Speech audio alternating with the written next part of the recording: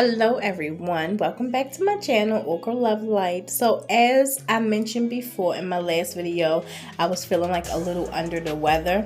So I'm still feeling like that a little bit, so I decided to make myself some like beef soup. So the only thing I did was let this beef cook for 8 hours in a crock pot. I added carrots, potatoes, and peas and broccoli to it, and I added brown gravy, the little brown gravy packet. So this is not keto. It would be keto if you didn't use the potatoes and peas or carrots, but I wanted all of those minerals and vitamins in it. And the reason why I used beef, because I find if I'm sick and my body need replenishment, and I know this sound weird, beef helps me to feel back alive. I don't know if it's because the mineral what it is, but it really helps. And then I decided to just treat myself to a nice relaxing spa. Like I'm just gonna take a quick shower, a nice hot steamy shower though. I'm gonna make it as hot as I can take it, and I'm just gonna light me some candles and watch a little bit of Gilmore Girls. I'm just going to give myself some self-care tonight.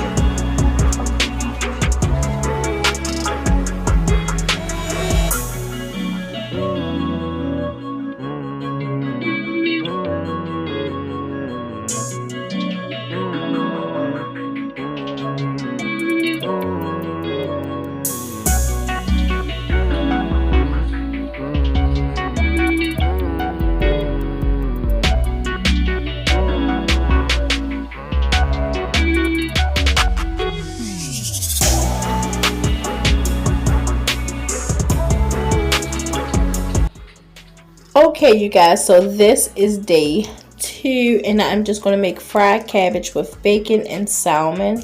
So for my salmon, I'm just going to season it like I normally would with Italian seasoning, oregano, red pepper, and garlic.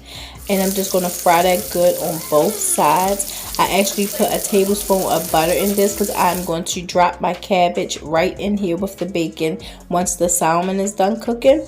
I'm going to use the same oil and butter for the salmon. That way I can get all of that good fat from the salmon and that good seasoning.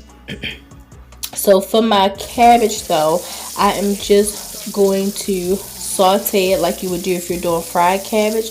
The only difference is I'm going to add chicken stock in it. That way I can get the extra vitamins from that I need. I'm feeling a lot better, but I'm feeling like I need to be like replenished. So I know the cabbage will help with that. And it also will flush whatever's in my system.